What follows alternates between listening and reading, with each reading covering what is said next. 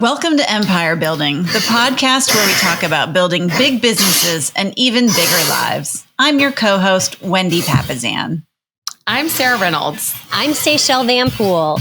And I'm Via Williams. So today we're talking about productivity. Actually, the next two episodes we're going to talk about productivity. And I think it's a really fascinating topic because all of us here have a mission. And our mission on this podcast is for everybody to lead big lives, right? Mm-hmm. And in order to live really big lives, you have to be productive. And I think what's fascinating is I was the one that said I wanted to do this episode and wrote it. We each take turns writing our episodes. And I found myself thinking like, it's weird that I'm writing this episode and Wendy Papazan isn't, because Wendy is married to the guy who wrote the Bible of productivity, right? Yeah. Jay That doesn't Papazan. necessarily mean I'm the productive one, though. Well, You're pretty feel like productive. you're pretty productive. Yeah. And I've Wendy, you've been living I've this. internalized a lot. Yeah. Yeah. Yeah. You've been living this and like really, your family has internalized this for like a decade or something, right? Mhm. Yeah. And so I found myself thinking about that. And the reason that this is such a big topic for me is that it has not come naturally to me. I am not by nature an organized person. In fact, one of my nicknames from my college friends is the Hurricane. Because I know, because like I would walk in, like we all rented a house during college. I would walk in and there'd be a trail of Via from like the front door to my room. Like Via would shed her backpack and everything. And it's just, I'm always a mess. And I do big things. I create big things. I grow big things. And there's just a mess all around me. And that's just how I am, right? And so I've had to be super purposeful about this topic. And I've become an extremely productive person. And so I feel like sometimes it's good to approach a topic with the person who I has got a struggled song for with you, that. Via. Oh, God. That's Scorpions rock me like Yes. And you know what I love about it? It's an 80s You guys song. can't see this video, but it's like a cougar crawling on stage. There's like a panther. Oh, I thought you meant me. Good. Yeah, so good. I know. I was like, wait, who are we calling cougars right now? On stage? What? All right, we'll fade out. Sorry, I couldn't resist. Hey, Seychelle, I am a total cougar. I will have you know. I don't think you're quite old enough to be a cougar married yet. for 24 years and has 3 kids. Like, never mind. Well, you know what's interesting about this, Via, and that's awesome, Wendy, that song, is that so we're like newer friends, right? We've been friends now for the last few years, and I view you as a super productive person from my perspective. But one of the things that really opened my eyes and I got to know you more is we just recently had a retreat, all of us, and we talked about strength finders. And you are so unique because all 5 of your top strengths are considered influencing. Oh, So- yeah, I remember. That was at like 2 a.m. Yeah, they're not in the executing category, which is like productive, right? Right. They're in influencing. Operational. Mhm. Yes. And so to Mhm. me, that's actually, you've leaned into the influencing strengths that you possess, which is why you're Vropra and Via Williams, right? Yep. And at the Oprah same is another nickname. And at the same time, from my perspective, it's like, oh my goodness, because I view you as such an executing person, right? And so to me, I think that it's been huge seeing how you've written this episode, but then also on your productivity, because you've definitely grown in this area compared to your natural of just mainly focusing on influencing behavior. Well, and I love that because I think so many of us feel that we can't get better in certain areas. You know, it's almost like a real limiting belief that we have. You know, we had that episode where we talked about, especially if you're a woman, just not being good at math or not being good at numbers and your P&L and things like that. And this is an area where we can all get better. And I know that for me personally, these last 10 years, I've grown exponentially. And it's really about the little things, right? And that's what we're going to talk about is like, what are the little things that we can do every single day to be more efficient with our time? Yeah. That's good. Well, you know, and it's interesting too, because I think, you know, all of us are moms here on the show.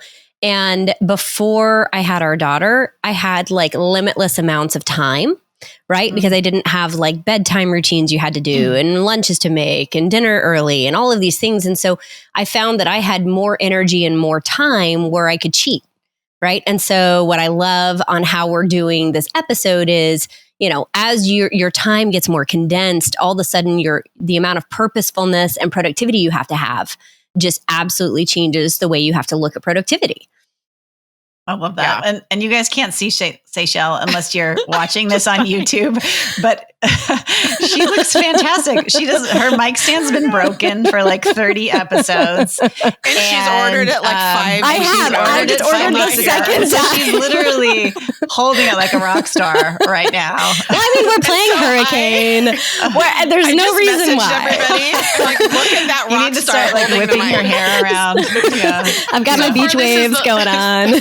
So far, this is the least productive episode we've recorded. Super productive. We're playing music. We're totally distracted with the way Seychelle's holding her microphone.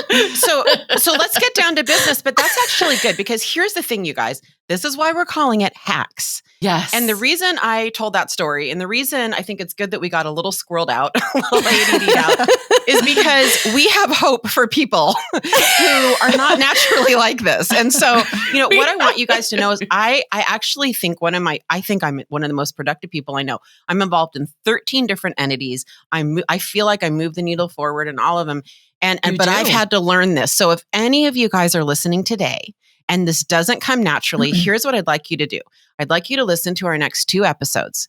And I want you to just choose one hack, not 10. We're going to give you 10. Choose one hack, start that, then add a second as a building block, right? So that's why they're called hacks. You don't have to take all 10 and change your life immediately.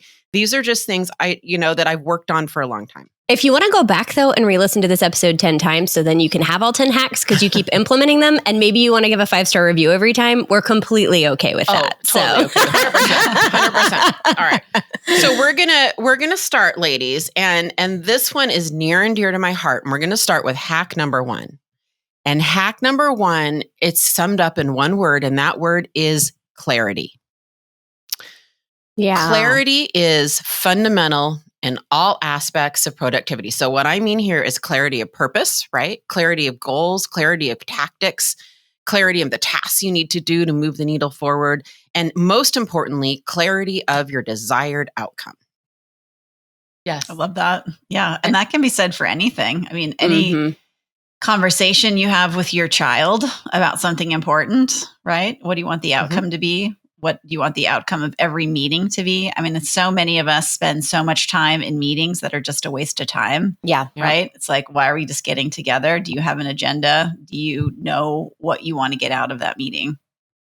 I love that. And before showing up, I think the ultimate respect of somebody's time is before you're calling a meeting is sending the bullet points of the desired outcome ahead of time, right? That's something that we've been really purposeful about recording these episodes. I like that. About even our retreats that we do, right? We always have an agenda. It's not like we just get together and like lollygag for a couple of days. There's always an agenda of what we're hoping to get out of it on the back end. And it's very purposeful. Thanks and I think to me. Yes, you are awesome at that. So true, Wendy. And this is why we were talking earlier about you could do this episode in your sleep. But I think there's if you take the couple extra minutes to gain the clarity on the front end, it's going to save you hours on the back end. Yeah, and you want to start with the end in mind, right? That's right. Always thinking with the end in mind. I was talking to someone this week, and we were talking about social media and how all of us have social media accounts. A lot of times we do things without even thinking about the end in mind, right? So what's the purpose of what we're doing on social media? And I actually paused because I hadn't taken time to ask myself that, and it really made me think. But having clarity, a lot of being productive has to do with being clear on what the goal is at the end of the day on what you're trying to achieve. And that requires thinking time. We talked about thinking time before. And that requires thinking time. You can't just do. That's right. Well, and if you're not clear on like the vision for your life or the clarity around why you exist, right? Go back and listen. We have some episodes we've done on that already, on like around vision and around your mission for your business or your life. And so if you don't have some clarity around that, go back and listen to a couple of those episodes and then come back to this one, because that's also going to help you maximize where you want to go to. Yeah. So, and we could talk, we are going to talk, by the way, about what clarity actually looks like in real world settings, right?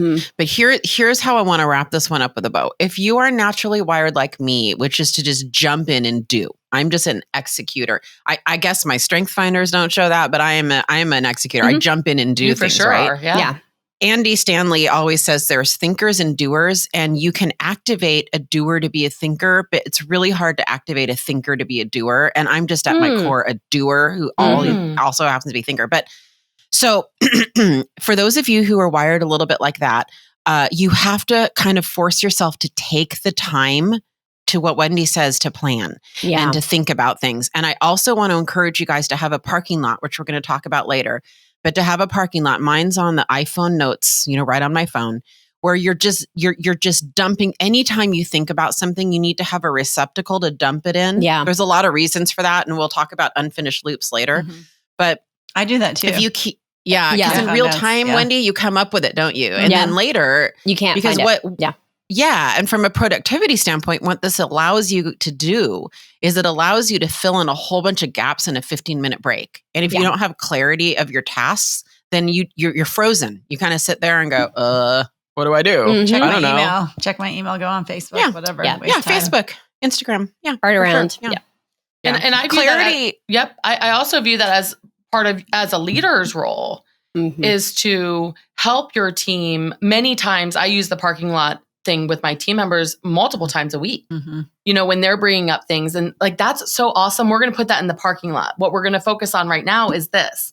And I think that's part of clarity, is having a place for those to go. So it doesn't feel like you're like spinning your wheels and then your ideas or the things you want to achieve aren't going anywhere. You at least have a list of them that you can always come back to. And then, which leads us into, I think, our second one, which is priorities, right? Yeah. Helping us prioritize. Yeah. And I think the hack here is really asking yourself the focusing question, which comes from a great book. We talk about it all the time. It's called The One Thing. It was written by Gary Keller and Jake Papazian. And the question's a powerful one. What is the one thing I can do such that by doing it, everything else will be easier or unnecessary? Powerful question. Yeah. So number 2 hack is live a life of priorities, not tasks. That's our number 2 hack. Yeah. And when you think about it, like, there's this great story that each of us have used in our business planning before, which is if you take a glass jar, right, and out beside of it, you lay some rocks, you lay some pebbles, and you lay sand, and you lay water. And you look at your team, right, and you say, okay, all 4 of these have to fit in. What should we put in first? Right? And if you're doing it with your team as an exercise, if you put the sand in first, or the tasks in first, and the pebbles and the water, there's no room when you get there for the big rocks, which are your real priorities. And so what you have to do in the big glass jar first is you have to put the big rocks in first. And what that looks like when you're doing it on a daily basis is, I know on my side, I have to front load my day and front load my morning. I have like an hour every morning where I'm focusing on my biggest rock in my business first. It even goes like, I list out my calendar items, like I physically anchor it and write it down every day, that above my calendar items every day is one box that I put above everything else. And that is the one thing that I have to do today, such by doing that if nothing else happens, the day actually doesn't count in my book. Yeah, and so it good. makes it very simple, right? But it's only one. You can only put one above everything else. Yeah. Well, I had to create a system for this because for me, I'm a checklist person, right? Yep. So we have all the things that we're doing and we feel super productive because we're doing things, right? Right. But that is not what productive is, right? We know that. And so I used to make a list of the things to do. And then about 3 years ago, I became super productive. I started using a Panda planner, which actually has big boxes of the most you can have is five priorities for the day. And that's where your priorities go. And there's a separate section that has the list of things to do. And for me, that was huge because I now every morning have my list of priorities that sit in front of me every single day. And then I highlight them at the end of the day if I got them done. And to be honest, 5 is a lot. For me, the most typically that can happen in terms of priorities is 3, just because typically I'm dealing with bigger items. Well, but that's huge, Seychelle. Yeah. And it's interesting. And we're going to get into the more tactical stuff in number 5. But I love that, Sarah. And what's interesting is that the word priority actually was never plural for many years. Oh, interesting. Because it doesn't even make sense, right? No, If it's your priority, you can't have priorities. Right? True. Makes And sense. somewhere along the line, we started talking about priorities. Yeah. That's Shame on that person that changed that. Yeah, I never thought about it that way. That makes sense. Yeah. So do you guys want to hear the VIA focusing question that I've adapted from the one thing that I teach all my people? And it's slightly different, and it's all about probably personality and behavioral it's the style. Fun thing. It's the Vun thing from the Volpra. Volpra from my is weird give you fake accent that is not good from an unknown country. I just want to say that a lot. The Vun thing. The Vun thing from Volpra. Do you think we could get Jay and Jeff to change the podcast title of their podcast to the Vun thing? Volpra. Okay, so here's the Vun thing focusing question. What I say to myself, and for some reason this is really what does it for me. What I say to myself is, look, if I screw up on everything today or everything this week, or everything this month, quarter, year, whatever I'm working on. If I screw up on everything in this category, but I succeed in this one thing, will I feel like I've won the day, week, month, whatever? That's good. And that really is how I framework it. And the best example I have is that a couple of years ago, I lost 70 pounds. Don't look at me now. We're going to work on that again. You're gorgeous. But I lost 70 pounds. Yes. You're beautiful. And, thank you, darlings. And you we also want to be healthy too, So that was a good time in my life. And so is this. But so, I remember thinking back to what are my priorities going to be, right? And, I thought, well, it could be calories in, it could be exercise, it could be macros. There's a lot of leading indicators that you can kind of focus on for that. And I remember sitting there for the year and I was like, you know what? This is how I came up with a question. I go, look, what if I screw up on all of those things? What if I screw up on everything? What if I didn't exercise?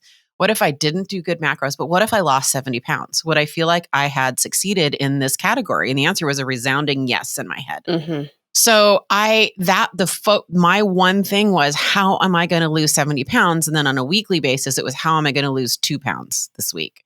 And that really became my priority. So the task list behind that would have been, okay, come up with my food journal, meal prep, plan my meals for the week, cook my meals, 3 nights a week and put them in Tupperware. Those are tasks. But the priority was lose 2 pounds this week, right? So that's a fundamental difference. And we have, Ben and I have our people give us their priorities every week. I would say the most common correction that I make on those is, this is a list of tasks. I actually want to see what your priorities are. So most people tend to like lead with tasks. And what we're asking you to do is actually think about what the priority is and put the task behind that. Yep. I love that you do that. We do our team huddle every day at 10:30, which is after you should have already done the heavy lifting of your bulk of business for the day, and whatever business you're in, right? We're in sales. So right, your heavy lifting of your contacts and your generating of your business should be done in the morning so that you're then doing appointments later in the day. And we end our huddle every day with one thing you're thankful for, and the one thing that such by doing, right, everything else becomes easier and necessary that you have to get done for the rest of the day, whatever that is. And you only get to pick one. And it's helpful, to your point, via of not getting a task list of what your sales team has to do the rest of the day, but just the one rock they need to, knock over that day to get productivity going. Yeah, it's a really important one. And number 3 is probably one of the ones that's changed my life the most. And the number 3 productivity hack is manage your energy, not your time. If there is any book you guys are going to take away from this podcast today, it is the book called The Power of Full Engagement by Tony Schwartz. Not only have I read it 3 times now, I have seen him in person and I live it. This is one of the most fundamental aspects of I think how I've morphed into a productive person. And basically it's a concept of energy management, not time management. And he goes into a lot of professional athletes, because I believe we're all professional corporate athletes in the business world. I believe we're all professional parental athletes in the parent world. I believe we're all, athletes of our life. We have a big, huge life, and we have to figure out how to have the stamina and the productivity to achieve our goals in all areas, not just business, right? So basically the premise of this is that you work in small chunks and you build in breaks. Very, very important. And his premise is that if you have 5 hours to do a task, you won't be very productive. But if you are very priority driven and you know exactly what you want to achieve and you give yourself a tight deadline, you will be extremely productive, because you'll say, I've got 90 minutes to get this thing done. And by the way, it wasn't an accident we started with clarity. You have to have a lot of clarity and you have to really be clear about your priority in that session or whatever you're working on to get it done, right? So this is a huge concept. I cannot stress enough. In some of the book websites I've been on, this book gets a 10 out of 10 from business leaders. Very rare. Yeah, I was going to say that's hard to get. Yeah. I mean, I haven't read that book, but that's actually how I do my whole day is in 90-minute segments. And because for me, really I like deadlines and I'm super distracted normally, but I can be not distracted for 90 minutes. And then I know, okay, after 90 minutes, the other thing that we found with the same concept, and I need to read this book because I didn't realize that's what we were doing. But with our inside sales team, we found that when they are making calls for 3-4 hours, their results actually go down. But when they make calls for a 90-minute sprint, and then they take a break, a 15 to 20 minute break, and then they do another 90-minute sprint, they actually get more appointments because they're actually maintaining 100%. Their energy. That's awesome. I could totally see that. I have a question for you guys too. Is there, so it's kind of impossible to have your entire day in 90-minute increments, right? So is there a time, when do you find that you're chunking this time to be the most important? Is it your entire day? Is it a portion of your day? I know people are going to be kind of asking literally how do you structure your time to be most productive when you're working to get max productivity what out does of your this? daily schedule look like? Chunk it down for me a little bit because I have a feeling we're going to get that question. So I'd love to hear how you're actually structuring your day. So from an energy standpoint, number one, you have to be aware of who you are. So for me, I front load my day just like you do, Seychelle. Right. So my I eat the frog in the morning, so to speak. My very hard tasks are in the morning, but on a broader picture, I have a rhythm to my life that I've very purposely chosen, really based on this concept. And that is from 8 a.m. to 6 p.m. is my people time. Nights and weekends are my planning and prep time, and early mornings are my planning and prep time. So I don't typically do a ton of administrative or operational work or content planning during the day. And that's on purpose because I know that my energy is going to be for me at my peak in the morning into mid-afternoon. So I have a very specific rhythm to that. For most people, you want to get the hard stuff done in the morning and then have an afternoon of appointments. If you're in a sales profession, I think is the best way to do it. I like that one. I also I found I have a cadence to the week too when I front load my week with my hardest stuff on Monday, Tuesday, or whatever your sales is, the beginning of your cycle of your week. You front load those first 2 days and cram. I mean, you look at my Monday, Tuesday part of my schedule and it's so heavy with productivity and big rocks and strategic and pushing over that as I roll into we record a lot of our episodes on Friday, right? I'm at the lighter end of the week, right? Where I can focus on things like we're recording today. And I'm not as worried about, oh my gosh, we have all the stuff that I procrastinated on that I didn't get done at the beginning of the week.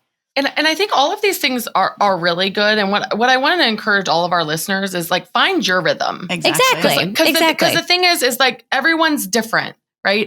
I am horrible in the morning. I've tried my best to be what the book says. The book says all the books say morning. Okay. And I've my brain power right after my kids go to bed, which is 8:30 at night, is the best. I get so much done. I also get my thinking time. Yeah. And so for me, it's different. A lot of my co-hosts are fried at 8:30 at night, right? And so I'm in bed by then.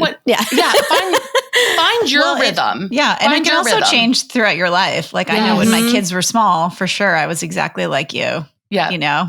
Because you get up in the morning and you're tired. And so some of it has to do with your season of life as well. Yeah. And I know when you're nursing a baby or that's right. at night with a baby, you're not the best in the morning because you barely slept. Yeah, of course. And I would just say before we jump to number 4, the only other thing I would say about this is sometimes it helps to also figure out how long it takes you to do the things that you don't like to do, those little things. So I know that it takes me about 90 seconds to unload the dishwasher.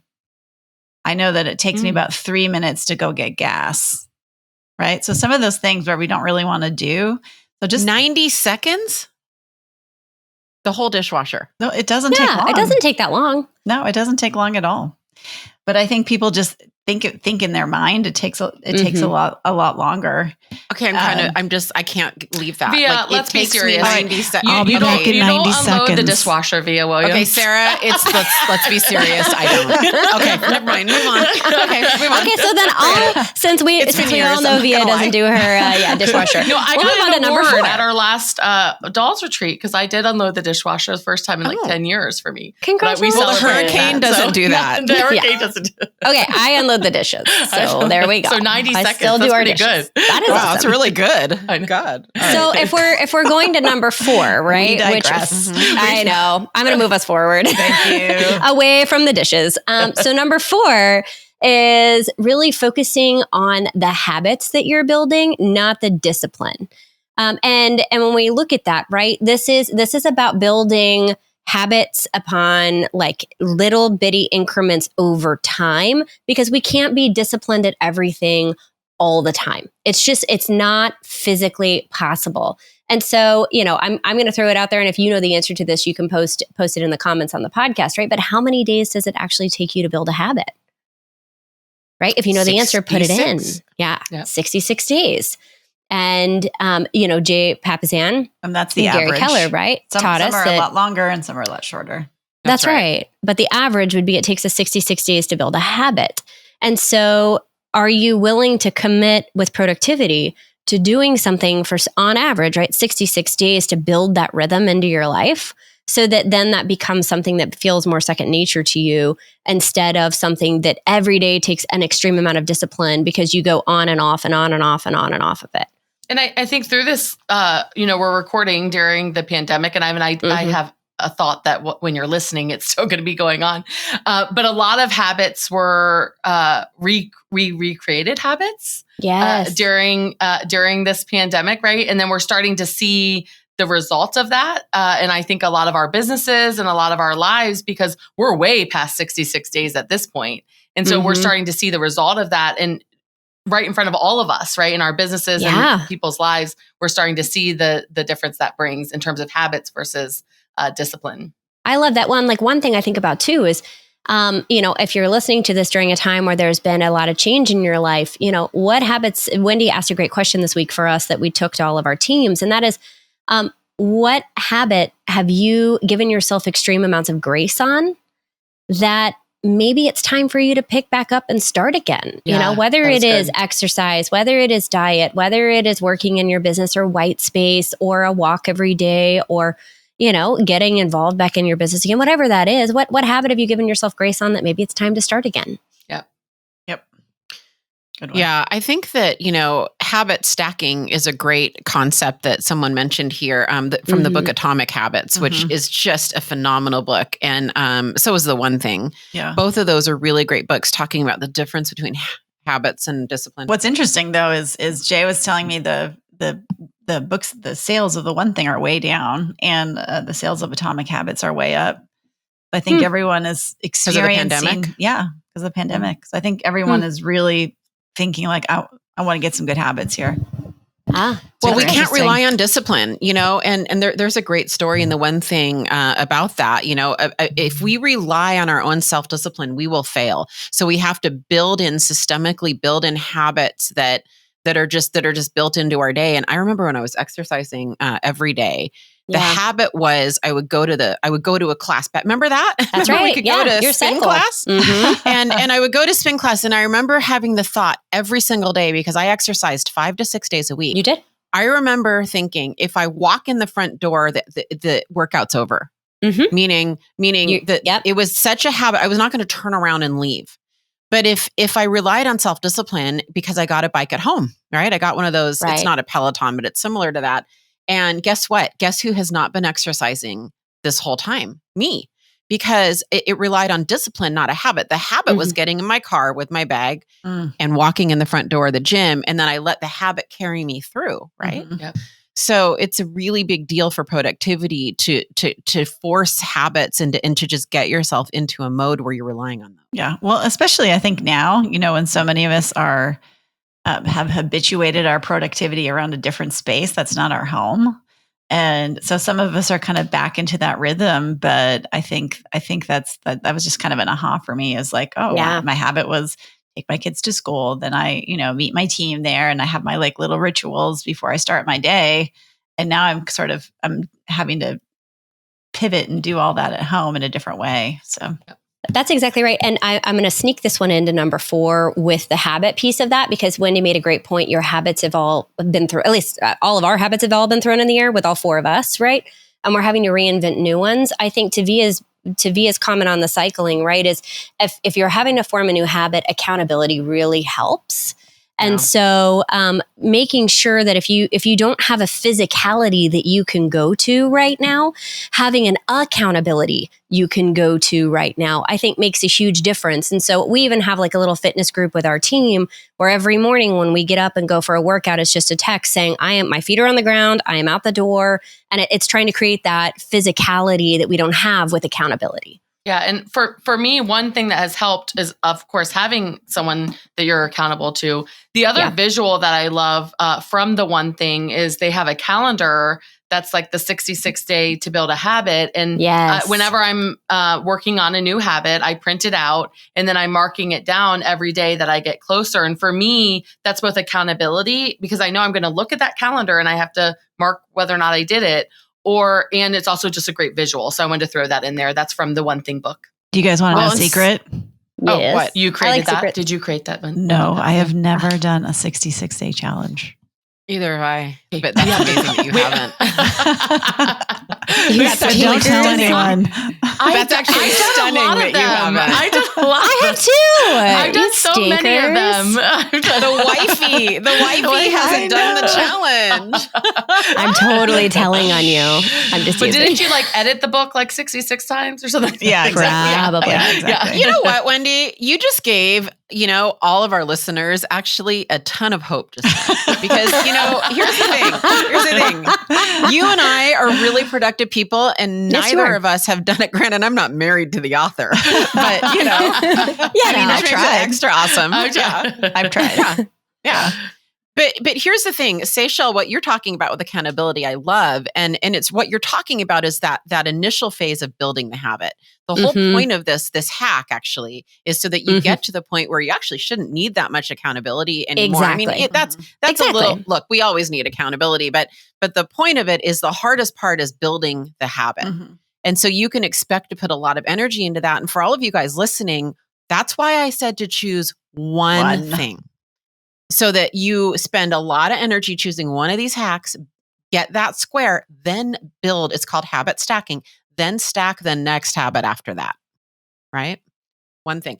Yep. And the other thing I like about this little confessional that Wendy just made is that that leads us into our hack number 5, you guys, which is that, we have to block time for our planning. And we need to block. I think it needs to be weekly, monthly, quarterly, and annually. More importantly, we need to choose an organizational productivity system and stick with it. Yep. Mm-hmm. And one of the things I just want to say this is kind of what circles the 5 tips is really that it's really what you're talking about with the first one, which is getting clarity, right? Mm-hmm. This is the framework for the clarity.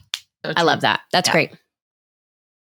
Yeah. Well, one of the things that I was going to say is that, you have to kind of decide, are you digital? Are you an analog person? Are you a hybrid person? And Sarah mentioned it. There are some things where I think being analog or using paper is better. Mm-hmm. Mm-hmm. And, I'll admit 95% of the time I'm going to be digital, but there's a few times that I am, I use paper. And you just mentioned one of them, like a whiteboard, or I would just call it analog, maybe not paper, but like a whiteboard or a big poster printed up with 66 days that Wendy's not using to X out, or whatever it is, and so you have to choose one and stick with it. Well, especially if you're a visual person, things like that are super helpful. Yeah. We tease like you want to pick it and stick it. That's what we say all the time. Pick one, stick with it, and really go for it. Don't be like, well, I tried that and then it didn't work, so I tried something else and it didn't work, and then I tried that and it didn't work. Well, just pick one. It doesn't matter. It doesn't have to be perfect.